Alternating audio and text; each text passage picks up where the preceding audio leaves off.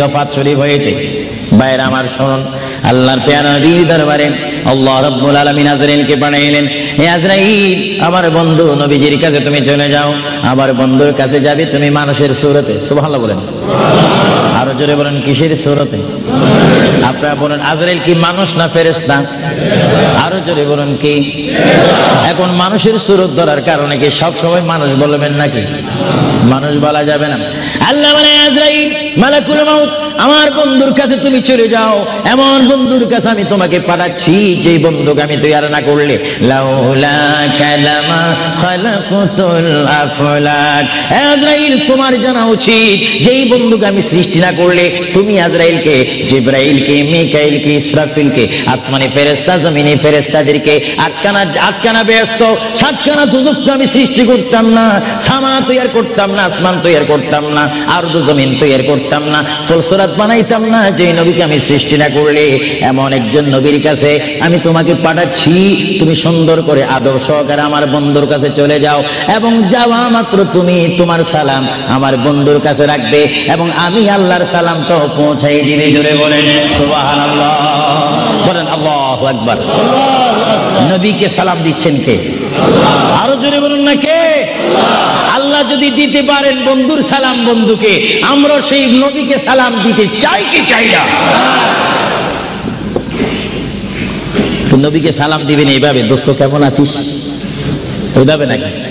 আদব সহকারে, আদব সহকারে সালাম দিতে হবে। পৃথিবীর যে কোনো জায়গায় বেয়াদবি চলে, কিন্তু রাসূলের দরবারে কোনো বেয়াদবি চলে না। রাসূলের দরবারে যদি কেউ বেয়াদবি করে, তার ইতিহাস আসমান ও জমিনের বিশ্ব নন্দিত শ্রেষ্ঠতম স্পিকার, যিনি হচ্ছেন মুআল্লিমুল মালায়েকা, যিনি বর্তমান স্টেজে রয়েছেন, মিস্টার ইবলিস শয়তান 6.5 লক্ষ বছর ইবাদত করেছে।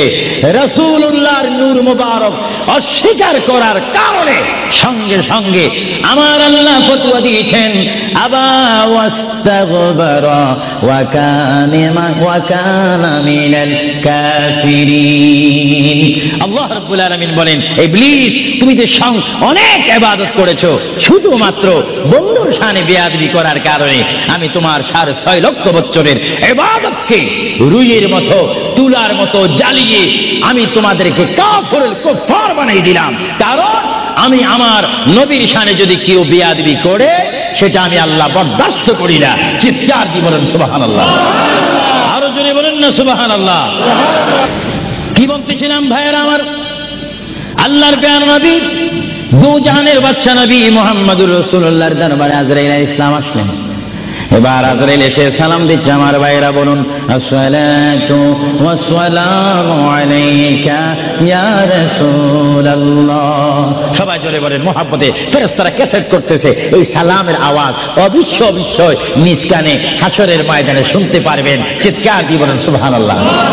আমার বুড়ো বুড়ো বাবারা, আমার যুবক ভাইয়েরা, আমার জ্ঞানী গুণী ভাইয়েরা, শিক্ষিত ভাইয়েরা, মা বোনেরা, সবাই বলুন, আসসালাতু ওয়াসসালামু আলাইকা ইয়া রাসূলুল্লাহ, আসসালাতু ওয়াসসালামু আলাইকা ইয়া হাবিবাল্লাহ। আজরাইল আমার নবীর ঘরের দরজার মধ্যে যখন আসলো, আমার নবীর কাছে যখন চলে আসলো, আজরাইল যখন সালাম দিচ্ছে, বিশ্বের শ্রেষ্ঠ মহিলা, জান্নাতের কোটি কোটি কোটি কোটি নারী সমাজের সরদার হযরত ইমাম হুসাইন ও হাসাইনের মা, বিশ্বের শ্রেষ্ঠ নারী মা ফাতেমা ওই মুহূর্তে ঘরের মধ্যে তিনি উপস্থিত ছিলেন। জোরে বলেন সুবহানাল্লাহ।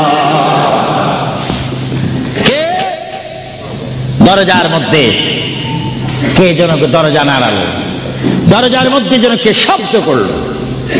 মা ফাতেমা কিছুক্ষণ পরে দরজার ভিতর থেকে, ঘর থেকে আল্লাহর নবীর সামনে তিনি বসান। মা ফাতেমা হঠাৎ করে ডাক দিলেন, কে ঘরের দরজার মধ্যে দরজা নাড়াচাড়া করতেছেন? কে আপনি? কে মানান? বাইর থেকে জবাব দিচ্ছি, আনা মালাকুল মাউত, আনা আজরাইল। এই কথা বলার পরে মা ফাতেমা চোখের পানি ছেড়ে দিলেন। মা ফাতেমা চিৎকার দিয়ে বললেন, ইয়া রাসূলুল্লাহ, ইয়া হাবিবাল্লাহ, আমার জীবনে আমি এমন কোন মানুষ দেখিনি, দরজা খোলার পর আমি দেখলাম তার পাটা হচ্ছে জমিনে আর তার মাথা দেখা যাচ্ছে আসমানে। ইয়া রাসূলুল্লাহ, এমন একটি ভয়ঙ্কর মানুষ আমার জীবনে আমি দেখিনি। আল্লাহর নবী চক্ষু মোবারকের পানি মোবারক ছেড়ে বলে, মা, ও মা, তুমি দেরি করো না, দরজা খুলে দাও, আল্লাহর মেহমান আমার দরবারে এসেছে, মেহমানকে বসতে জায়গা দাও। ইনি হচ্ছে মালাকুল মউত, যে বাবার থেকে সন্তানকে নিয়ে যায়, সন্তান থেকে বাবাকে নিয়ে যায়, মা থেকে ছেলে নিয়ে যায়, ছেলের থেকে মা নিয়ে যায়, এর নাম হচ্ছে মালাকুল মউত আজরাইল। হে আমার মা ফাতেমা, তোমার কোনো কথা বললে আমাকে বলে দাও, কিছুক্ষণ পরে আমি দুনিয়া ছেড়ে আমার আল্লাহর মহান দিদারে চলে যাবো। জোরে বলেন সুবহানাল্লাহ, বলেন আল্লাহু আকবার, আরো জোরে বলেন আল্লাহু আকবার। আমরা মহান আল্লাহ চাই কি চাই না? আরো জোরে বলেন চাই কি চাই না? যদি মহান আল্লাহ চেতে হয়, পেতে হয়, মানতে হয়, একটি মাত্র আদর্শ আমাদেরকে জমিনে মানতে হবে, রাখতে হবে, যে আদর্শের প্রতীক ওয়ালার নাম সবাই বলেন মুহাম্মাদুর। আরো জোরে বলেন না মুহাম্মাদুর। মা ফাতেমা কাঁদতে শুরু করলেন, আমার নবীও কাঁদতে শুরু করলেন। মা ফাতেমা বলে, ইয়া রাসূলুল্লাহ, ইয়া হাবিবাল্লাহ, বুঝিছি মনে হয় আপনি চলে যাবেন, না হয় আমি চলে যাব। আল্লাহর প্যারা নবী কেন্দে কেন্দে বলে, ফাতেমা, আমি চলে যাব, আমার নবুয়তের দায়িত্ব, আমার উপরে যা দায়িত্ব ছিল আমি সব দায়িত্ব কমপ্লিট করেছি। হ্যাঁ ফাতেমা, শুধু আমি বিশ্ববাসীর জন্য নবী নয়, বিশ্ববাসীর জন্য আমি শুধু রহমত নয়, কবরের মধ্যে যারা অবস্থান করেছে তাদের জন্য আমি পয়গাম্বার। আমার দায়িত্ব যেমন দুনিয়াওয়ালাদের জন্য রয়েছে, তেমন কবরের মধ্যে যারা গিয়েছে তাদের জন্য রয়েছে। আজকে আমি যদিও দুনিয়ার থেকে চলে যাই, কবরের মধ্যে কোটি কোটি উম্মত রয়েছে, তাদের জন্য আজকে আনন্দের দিন। জোরে বলেন সুবহানাল্লাহ, আরো জোরে বলেন সুবহানাল্লাহ। আমার নবী যেমন দুনিয়ার নবী, তিনি তেমন আখিরাতেরও নবী। তিনি যেমন বিশ্ববাসীর জিন্দা যারা রয়েছেন, নারী সমাজ, মহিলা সমাজ, পুরুষ সমাজ, আমাদের জন্য নবী যেমন রহমত, যারা কবরের মধ্যে নারী পুরুষ অবস্থান করেছে তাদের জন্য আমার নবী রহমত। চিৎকার দিয়ে বলেন সুবহানাল্লাহ। এই জন্য আমার আল্লাহ রাব্বুল আলামিন বলেন, 3,24,000 পয়গম্বর আদম থেকে শুরু করে ঈসা নবী পর্যন্ত কোন নবীর শানে আমি যে আয়াত ফিট করিনি, আমার আল্লাহ বলেন এই ধরনের আয়াত শুধু আমার নবীকে আমি দান করেছি। এই জন্য আমার আল্লাহ বলেন, আমার ভাইয়েরা বলুন, মা বোনেরা বলুন, বিসমিল্লাহির রহমানির রহিম, ওয়া মা আরসালনাকা ইল্লা রাহমাতান লিল আলামিন। আমার আল্লাহ বলে, হাবিব, হে আমার বন্ধু, হে মুহাম্মদুর রাসূলুল্লাহ, আপনাকে আমি আসমানের জন্য, জমিনের জন্য, আরশের জন্য, কুরসির জন্য, মানুষের জন্য, জিন জাতির জন্য, ফেরেশতার জন্য, আমার সৃষ্টির মধ্যে যত সৃষ্টি রয়েছে সকল সৃষ্টির মালিক হচ্ছে আমি আল্লাহ রব্বুল আলামিন। আর সকল সৃষ্টির জন্য রহমত হচ্ছেন আপনি রহমতের আলামিন। হাবিব, আমি আল্লাহ, যেখানে আল্লাহর ক্ষমতা থাকবে সেখানে আপনার রহমতের ক্ষমতা অবশ্যই থাকবে। জোরে বলেন সুবহানাল্লাহ, বলেন আল্লাহু আকবার। যেখানে আমার আল্লাহ বলেন সেখানে মুহাম্মাদুর, আরো জোরে বলেন যেখানে আল্লাহ সেখানে মুহাম্মাদুর। প্রিয় ভাইয়েরা আমার, মুহাম্মদ রাসূলুল্লাহর দরবারে মালাকুল মউত অবস্থান করেছেন, উপস্থিত হয়েছেন, এসে গেল। আল্লাহর প্যারা নবী মুহাম্মদ রাসূলুল্লাহ সাল্লাল্লাহু আলাইহি ওয়াসাল্লাম মা ফাতেমাকে ডাক দিয়ে বলে, হে আমার কন্যা ফাতেমা, তোমাকে আমি জানিয়ে দিতে চাই আমার আর বেশি সময় নেই। তোমার যদি কোনো কথা থাকে তুমি আমাকে বলে দাও, আমি তোমার কথাগুলো শুনবো। মা ফাতেমা ইয়া রাসূলুল্লাহ বলে একটা চিৎকার মেরে ঘর থেকে বাইর হয়ে মসজিদে নববীর সামনে চলে গেল। মা ফাতেমা সেখানে গিয়ে দেখে ইমাম হাসান হুসাইন খেলাধুলা করতেছে। মা তার সন্তানকে ডাক দিচ্ছে, হাসাইন আর হুসাইন, তোমরা বুঝি এখানে তোমরা খেলাধুলা করতেছো? আমার বাবা বিশ্বনবী মুহাম্মদুর রাসূলুল্লাহ সাল্লাল্লাহু আলাইহি ওয়াসাল্লাম দুনিয়া থেকে চলে যাচ্ছে। তোমাদের যদি কিছু চাওয়ার থাকে, পাওয়ার থাকে, তোমরা আমার বাবার কাছে চলে যাও। আল্লাহ হাবিবের নাতি ইমাম হাসান হোসেন ইয়া নবী বলে বলে, ইয়া রাসূল বলে বলে চিৎকার দিয়ে দিয়ে তারা আমার নবীর কাছে চলে আসলো। কিতাবের মধ্যে আসে দুনো ভাই আল্লাহর নবীকে জড়াই ধরে বলে, নানা গো, ও নানা, আমাদের বাবা আলীর মতো গরিব সাহাবী দুনিয়ার মধ্যে নাই। আমাদের মা ফাতেমা জান্নাতের মহিলাদের সরদার বলে আপনি ঘোষণা দিয়েছেন, আমাকে জান্নাতের নওজওয়ানদের সরদার বলে ঘোষণা দিয়েছেন। নানা গো, পৃথিবীর বুকে থাকতে হলে তো পেটের প্রয়োজন আছে, খিদার প্রয়োজন আছে।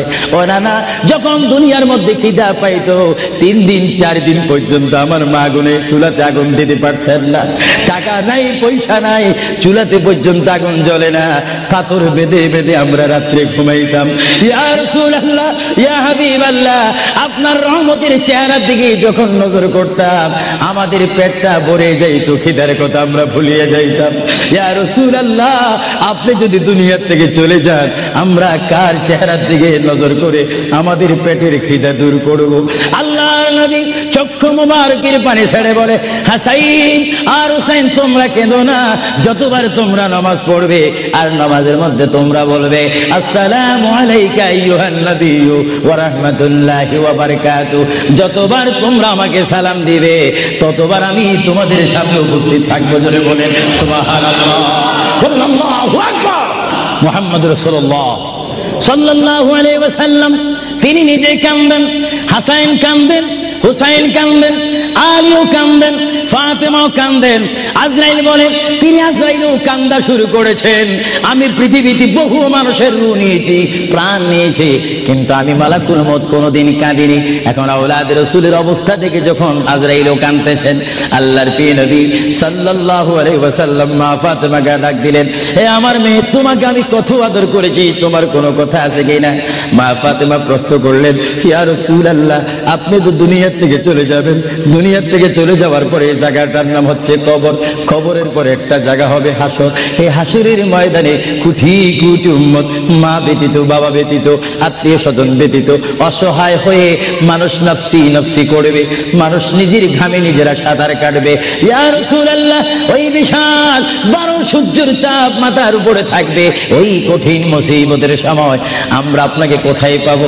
আল্লাহর নবী কেঁদে কেঁদে বলেন, এ ফাতেমা, আমি তোমাকে জানিয়ে দিলাম হাসরের ময়দানে তোমরা আমাকে একটি জায়গায় পাবে, যে জায়গার নাম হচ্ছে মিজান, যেখানে আমার উম্মতের নেক এবং বদি ওজন হবে। ওইখানে আমি নবী দাঁড়িয়ে থাকবো, আমার উম্মতকে যেন ফেরেশতারা জাহান্নামে নিতে না পারে। জোরে বলেন সুবহানাল্লাহ। আল্লাহর প্যারা নবী কেঁদে কেঁদে বলেন, ফাতেমা, আমাকে তুমি মিজান পাল্লা কাছে পাবে। আর ফাতেমা প্রশ্ন করলেন, ইয়া রাসূলুল্লাহ, যদি মিজানে যদি আপনাকে না পাই? আল্লাহর নবী কেঁদে কেঁদে বলেন, আমাকে তোমরা জাহান্নামের দরজার মধ্যে পাবে। ইয়া রাসূলুল্লাহ, সেখানে যদি না পাই ফুলসিরাতের গোড়ার মধ্যে পাবে। ইয়া রাসূলুল্লাহ, সেইখানে যদি না পাই হাউজে কাউসারের কিনারায় পাবে। মা ফাতেমা কেঁদে কেঁদে বলেন, বাবা গো, ইয়া রাসূলুল্লাহ, এতে টাইমে যদি 4টি জায়গার মধ্যে যদি আপনার উম্মত মুসিবতের মধ্যে পড়ে যায়, আপনার একা পক্ষে কিভাবে সম্ভব হবে তাদেরকে রক্ষা করার জন্য? আল্লাহর হাবিব চোখের পানি ছেড়ে বলে, ফাতেমা, তুমি আমাকে এতক্ষণ চিনতে পারো না গো ফাতেমা, তুমি জগতের বাবার মতো আমাকে বাবা মনে করো না।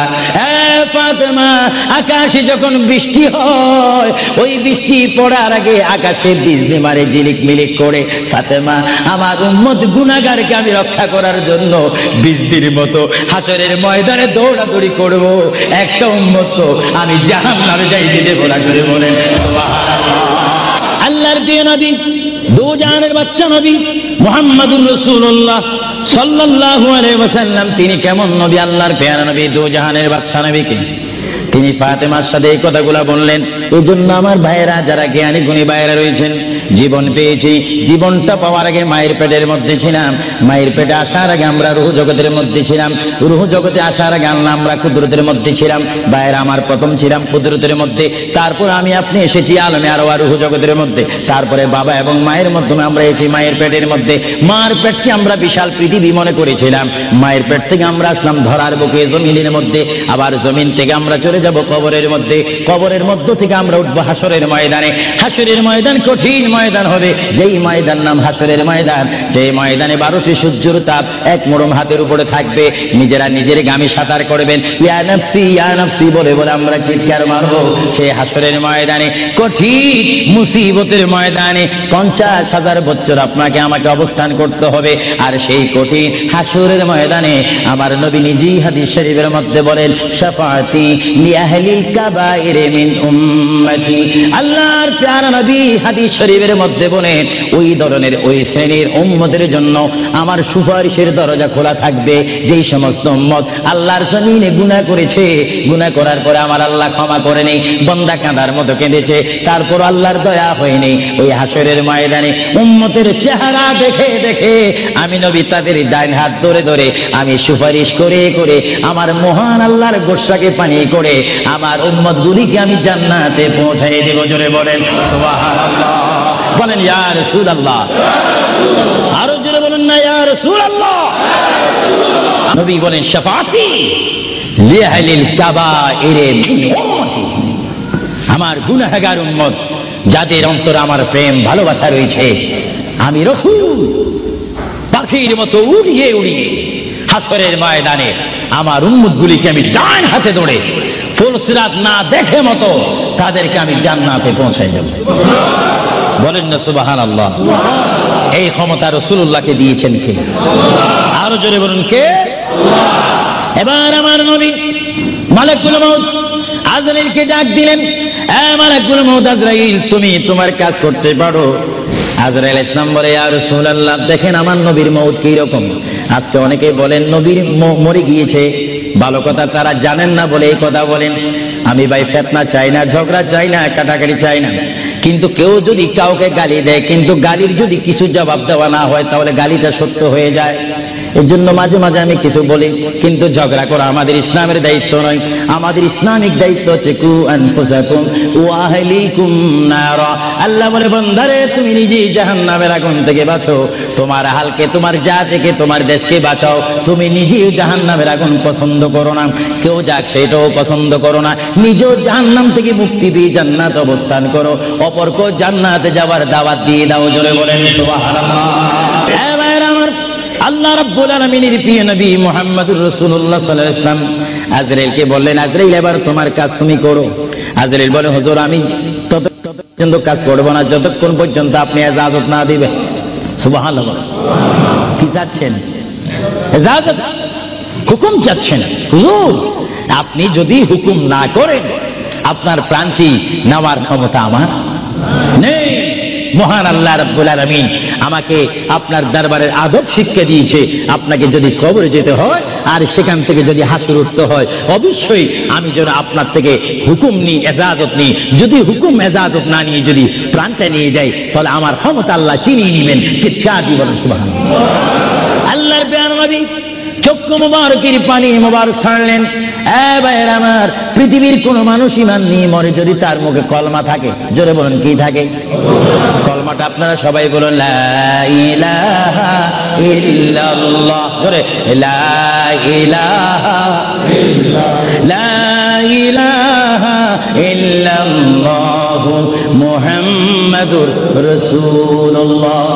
ইমানের টাইমে যেমন আল্লাহর নাম আপনার মুখে আসতে হবে, পুরুষ বলেন আর মা বোনেরা বলেন, প্রত্যেকের মুখে যেমন মৃত্যুর টাইমে আল্লাহর নাম আসতে হবে, তেমনি ভাবে সঙ্গে সঙ্গে নবীর নামও আসতে হবে। কি হবে না?